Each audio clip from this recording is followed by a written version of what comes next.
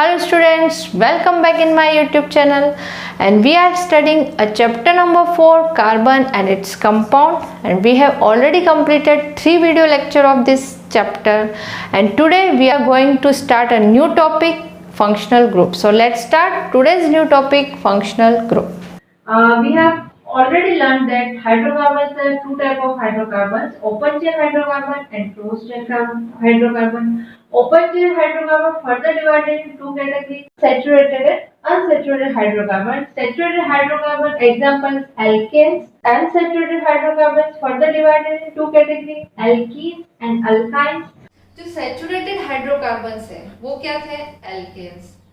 Alkanes means saturated hydrocarbon and carbon single bond. Carbon और carbon के बीच में सिंगल बॉन्ड्स था.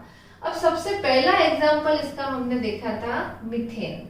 ओके, मीथेन का स्ट्रक्चर क्या है? इस तरह का. कार्बन किससे जुड़ा हुआ है? 4 हाइड्रोजन से जुड़ा हुआ है. ठीक है, बहुत ही सीरियसली आप और बहुत कंसंट्रेशन के साथ इस चैप्टर को आप समझेंगे तो आपके सारे कॉन्सेप्ट क्लियर हो जाएंगे. देखिए, तो ये क्या बना हमारा? ये हमारा बना था CH4 मीथेन. ओके, अब देखिए, अगर ये मीथेन है, ओके, अब इसमें से अगर मैं एक हाइड्रोजन हटा दूं, ठीक है, हमारे पास स्ट्रक्चर बनता है कार्बन 3 हाइड्रोजन बॉन्ड से जुड़ा हुआ और एक खुला बॉन्ड है उसके पास. तो ये स्ट्रक्चर है CH3 खुला बॉन्ड. इस स्ट्रक्चर को या CH3 को हम बोलते हैं अल्काइल ग्रुप. ठीक है, इस स्ट्रक्चर को हम बोलते हैं अल्काइल ग्रुप. अब देखिए, अब एक हाइड्रोजन हम क्या करते हैं? एक हाइड्रोजन को रिमूव करके अगर इसकी प्लेस पे हम कोई अदर एटम लगा दें, जैसे मैंने क्लोरीन लगा दिया, क्लोरीन, ब्रोमीन, आयोडीन, ठीक है, या फिर कोई ग्रुप भी लगा सकती हूँ, या कि कोई ग्रुप ऑफ एटम में जोड़ दूं, H जैसे हाइड्रोक्सिल ग्रुप जोड़ दिया, OH, CHO, COOH. ठीक है, तो ये क्या है? एक या तो हमें एक एटम हाइड्रोजन को रिप्लेस करके एक एटम को ऐड कर दिया, या फिर मैंने कुछ ग्रुप ऑफ एटम्स को इस हाइड्रोजन की प्लेस पे लगा दिया. अब तो क्या होगा? तो भाई एक नया कार्बन कंपाउंड मिलेगा. तो इस तरह हम फंक्शनल ग्रुप क्या होते हैं? तो ऐसे हेटेरो एटम, इनको हम हेटेरो एटम भी कहते हैं, जो कि हाइड्रोजन की प्लेस पे लगते हैं. ठीक है, तो ऐसे एटम या ग्रुप ऑफ एटम जो कि हाइड्रोजन की प्लेस पे लग के उस कार्बन कंपाउंड की प्रॉपर्टी को चेंज कर देते हैं, ऐसे एटम या ऐसे ग्रुप ऑफ एटम को हम बोलते हैं फंक्शनल ग्रुप. ओके, देखो डेफिनेशन क्या बोलती है? A saturated hydrocarbon is unreactive, but if we introduce some other atom or group of atom into it, the resulting compound become very reactive. अब देखो, जो हाइड्रोकार्बन्स होते हैं या जो सैचुरेटेड हाइड्रोकार्बन्स है वो अनरिएक्टिव होते हैं, लेकिन अगर उसमें हम कोई एटम जोड़ दे या कोई अदर ग्रुप ऑफ एटम जोड़ दे तो वो क्या हो जाते हैं? तो रिएक्टिव बन जाते हैं. This other atom or group of atom present in carbon compound is known as functional group. आगे समझ में, अगर एग्जाम्पल आपको समझ में आ गया, जो एग्जाम्पल बोल रहा है वही हमारी डेफिनेशन भी बोल रही है कि अगर हाइड्रोजन की प्लेस में कोई अदर हेटेरो एटम जोड़ दिया जाए या फिर कोई अदर ग्रुप ऑफ एटम जोड़ दे तो एक नया कार्बन कंपाउंड बनता है. ओके, अब ये आपको समझ में आ गया. अब हम कुछ फंक्शनल ग्रुप के बारे में पढ़ेंगे. इस तरह से हम हाइड्रोजन की प्लेस पे क्लोरीन को जोड़ के, ब्रोमीन को जोड़ के या फिर कोई फंक्शनल ग्रुप को जोड़ के हम नया कार्बन कंपाउंड बना सकते हैं. तो एक बार हम पहले मैंने एक चार्ट बनाया है, यहाँ पे उस चार्ट को समझते हैं. देखिए, इसमें मैंने हेटेरो एटम लिखे हैं. हेटेरो एटम क्या है? Chlorine, bromine and iodine. कैसा? देखिए यहाँ एग्जाम्पल में देखिए, यहाँ पे एक हाइड्रोजन को मैंने मीथेन में से एक हाइड्रोजन को हटा दिया तो कौन सा ग्रुप बन गया? एल्काइल ग्रुप बन गया. अगर मैं एल्काइल ग्रुप में कोई हेटेरो एटम जोड़ देती हूँ, हेटेरो एटम क्या हो सकता है? Chlorine, bromine, iodine. ठीक है, अगर ऐसा हेटेरो एटम जोड़ दिया तो वो फंक्शनल ग्रुप कौन सा होगा? वो फंक्शनल ग्रुप होगा हेलो ग्रुप. ठीक है, फंक्शनल ग्रुप कौन सा बनेगा? वो hello group.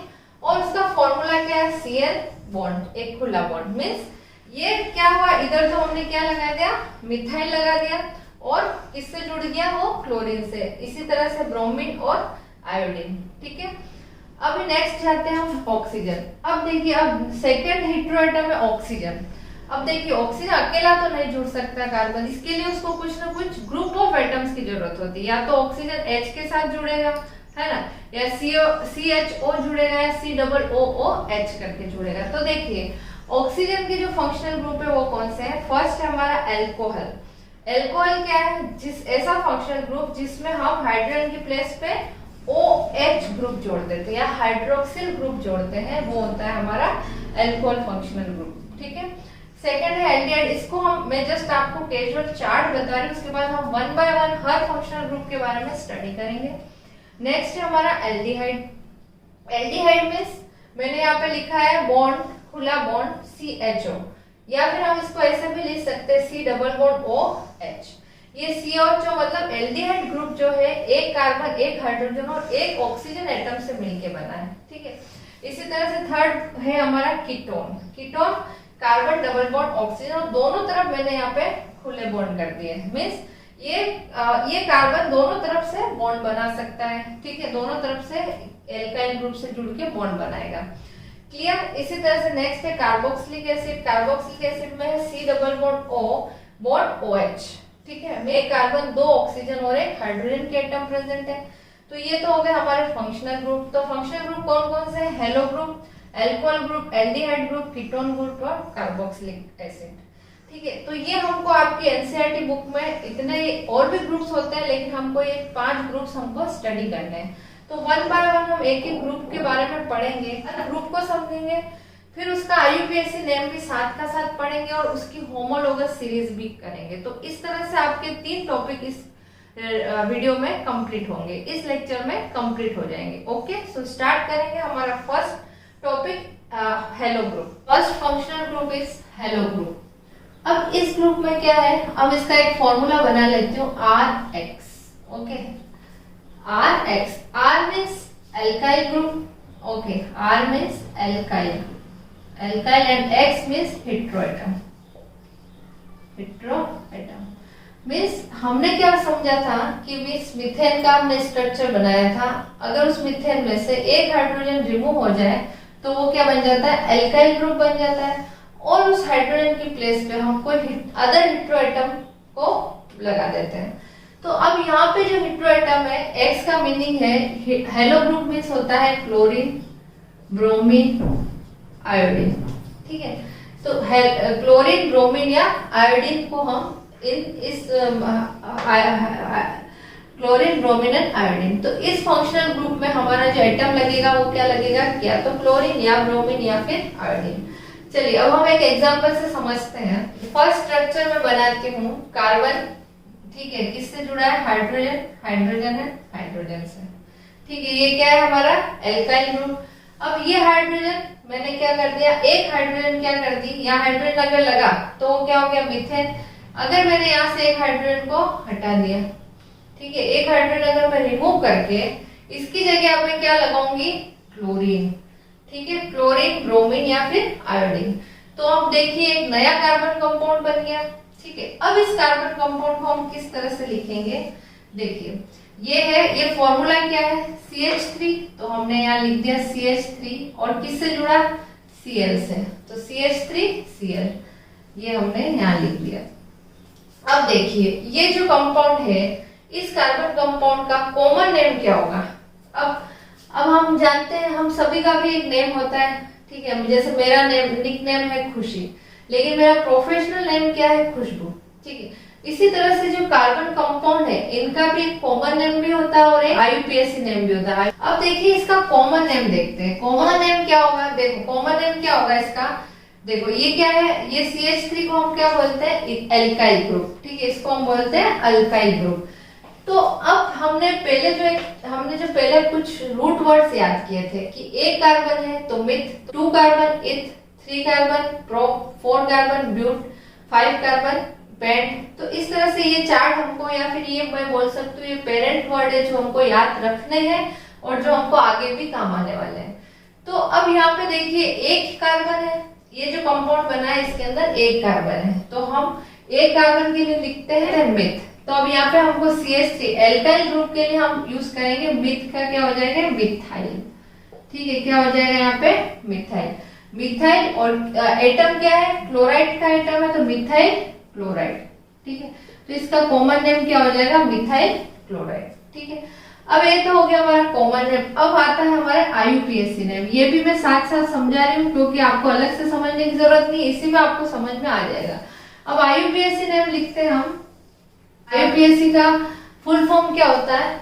International union of pure and applied chemistry. ठीक है, IUPAC नेम मतलब साइंटिफिक नेम है। अब हमको जो नाम याद रखने हैं वो हमको IUPAC नेम ही याद रखने हैं, कॉमन नेम आपको याद रखने की जरूरत नहीं, बस ये समझाने के लिए मैं आपको बता रही हूँ। अब देखिए इसमें, अब IUPAC नेम इसका कैसे लिख लेंगे? अब जो हेलो ग्रुप्स वाले जो कंपाउंड है हम प्रीफिक्स लिखते हैं। प्रीफिक्स मींस क्लोरीन को हम आगे जोड़ेंगे तो क्लोरीन का क्या हो जाएगा? क्लोरो।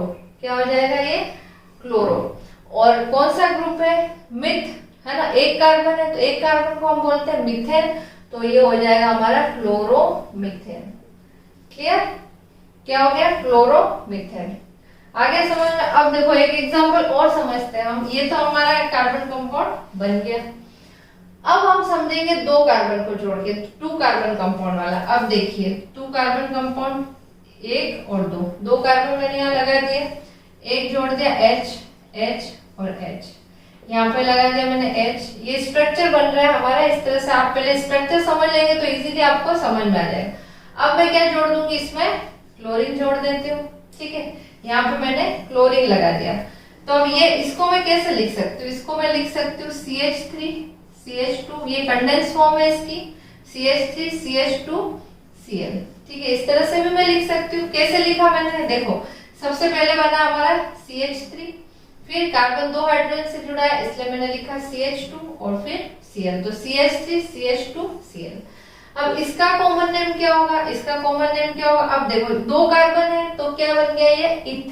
कार्बन 2 कार्बन मतलब इथ, तो इथ से क्या बनता है? इथाइल। ठीक है, इथ से हमारा हो गया इथाइल, तो इथाइल और क्लोराइड। ठीक है, क्या होगा हमारा? Ethyl chloride. क्लियर?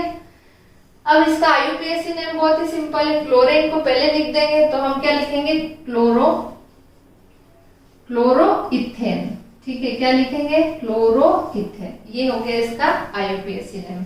इसी तरह से एक और हम बनाते हैं, 3 कार्बन लगा देते हैं। देखिए कार्बन कार्बन और कार्बन, आप बना लीजिए। स्ट्रक्चर बहुत ही इजी है क्योंकि हम पहले से पढ़ चुके हैं ये चीज।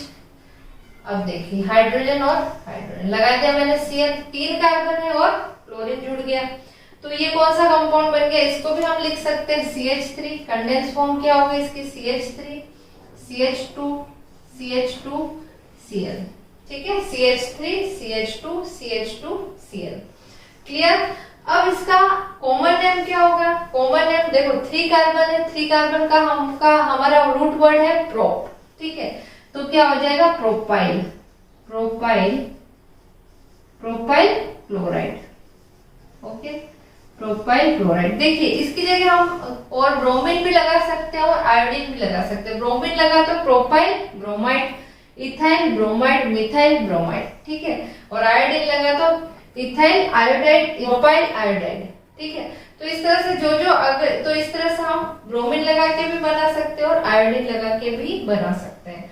तो ये हो गया हमारा प्रोपाइल क्लोराइड। अब इसको हम इजी है, IUPAC नेम बहुत ही इजी है। क्या लिखेंगे? क्लोरो और क्लोरो और प्रोप है तो प्रोपेन बन गया, क्लोरोप्रोपेन। ठीक है, IUPAC नेम क्या हो गया? क्लोरोप्रोपेन। ठीक है, आगे समझ में।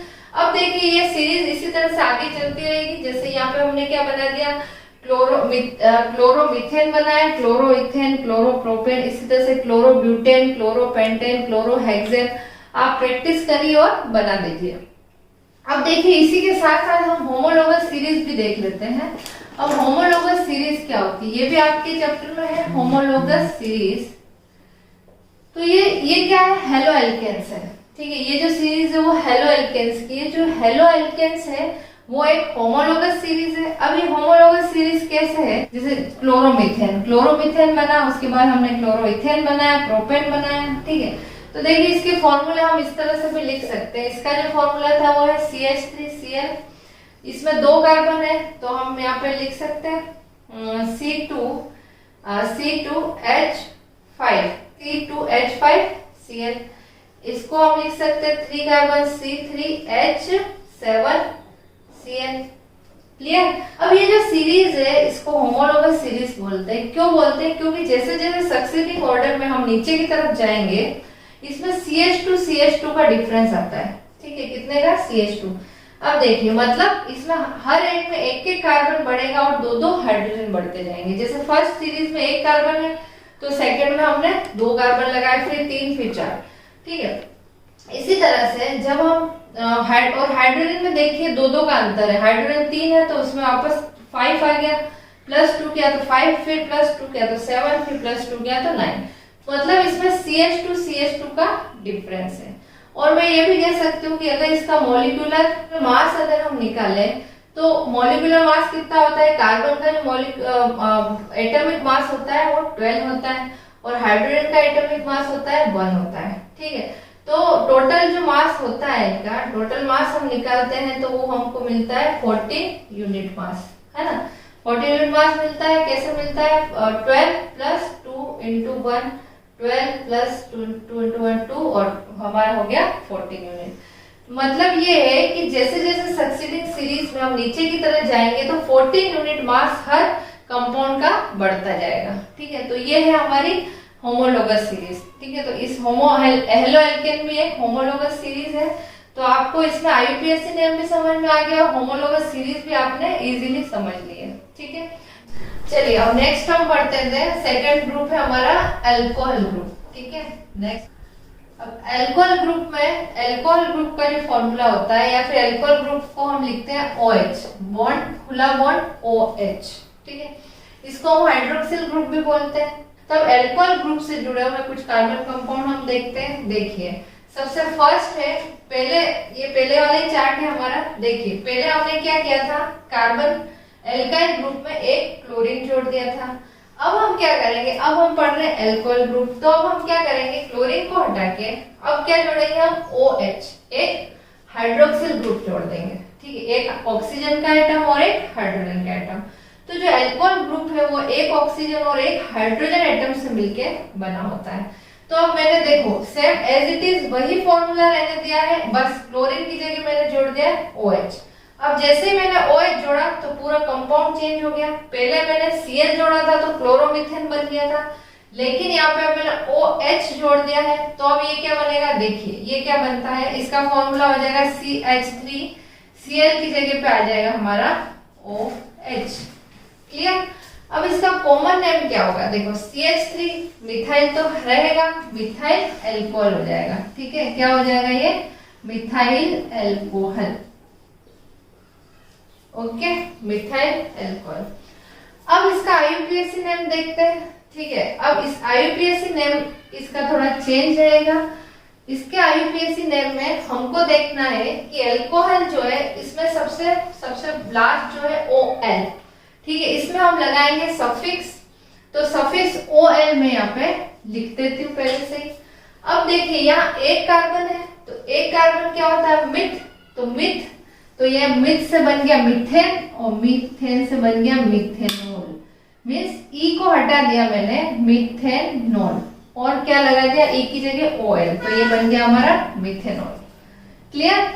तो देखिए जब इस एल्काइल ग्रुप में हाइड्रोक्सिल ग्रुप जुड़ गया या फिर OH जुड़ा तो हमारा एक नया कंपाउंड बना मिथेनॉल। क्लियर। अब देखिए सेकंड कंपाउंड हम देखते हैं, 2 कार्बन वाला। तो 2 कार्बन में भी सेम स्ट्रक्चर बनेगा। ठीक है, 2 कार्बन, लेकिन Cl को हटा के हम क्या जोड़ेंगे? OH। क्या जोड़ा हमने? OH। अब देखिए अब इसको किस तरह से लिखेंगे? कंडेंस फॉर्म में CH3 CH2 Cl की जगह OH। क्या आ जाएगा हमारा? CH3 CH2 OH। अब इसका नेम क्या होगा? इथाइल है तो ये इथाइल तो एज इट इज रहेगा, इथाइल अल्कोहल। क्या बन जाएगा? Ethyl alcohol. क्लियर। अब इसका IUPAC नेम क्या होगा? IUPAC नेम तो और भी सिंपल है, अल्कोहल का OL और इथ का क्या बन गया? इथेन। तो हम यहाँ पे इथेन लिख देते हैं। इथेन में से अगर हमने E को हटा दिया, E की जगह OL लगा दिया तो बन गया इथेनॉल। क्लियर। तो बहुत ही सिंपल है, अल्कोहल ग्रुप बहुत सिंपल है, आपको अच्छे समझ में आ जाएगा। इसी तरह से 3 कार्बन वाला बनाते हैं। 3 कार्बन में भी हमने क्या लगा दिया, एक OH ग्रुप लगा दिया यहाँ पे। तो OH ग्रुप लगाया तो एक नया कंपाउंड बना जिसका फॉर्मूला है कंडेंस फॉर्म में हम इसको इस तरह से लिख सकते हैं। और इसका जो नेम होगा, कॉमन नेम क्या होगा, प्रोपाइल अल्कोहल। तो हम लिख देते हैं प्रोपाइल अल्कोहल, क्लियर। और इसका आईयूपीएसी नेम क्या होगा, इसका आईयूपीएसी नेम सिंपल OL लगा दो और बन गया प्रोपेनॉल, प्रोपेन का प्रोपेनॉल, क्लियर। तो ये हो गया हमारा अल्कोहल ग्रुप कंप्लीट। अब देखिए इस फॉर्मूले को यहाँ पे हम देखते हैं, मिथेनॉल को हमने क्या लिखा, CH3OH। इथेनॉल को हम क्या लिख सकते हैं, 2 कार्बन है तो C2H5OH, ठीक है। और इथेनॉल के बाद प्रोपेनॉल है, 1 2, ये सीरीज बना रही हूं मैं, 1 2 3। प्रोपेनॉल को हम लिखेंगे 3 कार्बन है तो 3 + 7OH। और फोर्थ होगा C4। प्रोपेनॉल के बाद हम ब्यूटेनॉल बना सकते हैं, 4 कार्बन तो C4H9OH। इसी तरह से 5 कार्बन वाला अगर हमको बनाना है तो फॉर्मूला होगा C5H11OH। ये फॉर्मूले कहाँ से आए, देखिए सब ये एक सीरीज है, ये भी इस सीरीज में CH2 का डिफरेंस है। जैसे जैसे सक्सीडिंग ऑर्डर में हम नीचे की तरफ जाएंगे CH2 का डिफरेंस है, मतलब 1 कार्बन बढ़ेगा और सब में 2 हाइड्रोजन बढ़ेंगे। तो फर्स्ट में 1 कार्बन है, 3 हाइड्रोजन है, सेकंड में 2 कार्बन हो गए और 3 + 2 5, फिर 3 कार्बन हो गए, 5 + 2 7। तो इस तरह से बढ़ते बढ़ते ये सीरीज हमारी हो गई कंप्लीट। तो इस सीरीज को भी हम बोलते हैं होमोलोगस सीरीज, क्लियर। तो होमोलोगस सीरीज क्या होती है कि ये भी क्या है, तो अल्कोहल ग्रुप, ये क्या है, अल्कोहल ग्रुप भी एक होमोलोगस सीरीज है। सक्सीडिंग ऑर्डर में हर कार्बन कंपाउंड में 14 यूनिट मास बढ़ता जाएगा, क्लियर। तो अब ये भी आपको क्लियर हो गया।